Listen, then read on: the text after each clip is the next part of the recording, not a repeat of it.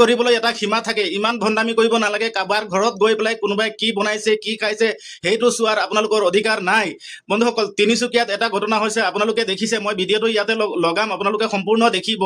কোনোবাই ঘৰত কি বনাইছে কি খাইছে সেইটো আপোনালোকৰ চোৱাৰ অধিকাৰ নাই। আপোনালোকে যদি মানে চৰকাৰত নিষেধাজ্ঞা আছে, যদি কোনোবা ৰাজহুৱা স্থানত কোনোবাই যদি গো মাংস যদি বিক্ৰী কৰিছে, কোনোবাই কিবা কৰিছে, তাত আপোনালোকে কিবা কৰিব পাৰিব। কিন্তু কোনোবাই ঘৰত কি বনাইছে সেইটো গৈ পেলাই আপোনালোকে চোৱাৰ আপোনালোকৰ অধিকাৰ নাই। আপোনালোকে এজনী মাইকী মানুহৰ লগত যে এনেকে দুৰ্ব্যৱহাৰ কৰিছে, আপোনালোকে কি ভাবিছে? আপোনালোকে কি ভাবি পেলাই সোমাইছে এজন মানুহৰ ঘৰত, সোমাই পেলাই আপোনালোকে এইটো কাম কৰিছে। মই চৰকাৰৰ দৃষ্টিগোচৰ কৰিব বিচাৰিছো, তিনিচুকীয়া পুলিচ প্ৰশাসনৰ মই দৃষ্টিগোচৰ কৰিব বিচাৰিছো। এই মানুহকেইটাৰ ওপৰত আপোনালোকে দৃষ্টান্তমূলক ব্যৱস্থা লওক, নহলে এই জাগাৰ পৰিৱেশ বিনষ্ট হ'ব। বন্ধুসকল, মই ভিডিঅ'টো ইয়াতে লগাম, আপোনালোকে সম্পূৰ্ণ চাব আৰু বিবেচনা কৰিব। কাৰোবাৰ ঘৰত গৈ পেলাই কোনোবাই কি খাইছে কোনোবাই কি বনাইছে সেইটো চোৱাৰ অধিকাৰ কোনো মানুহৰ নাই।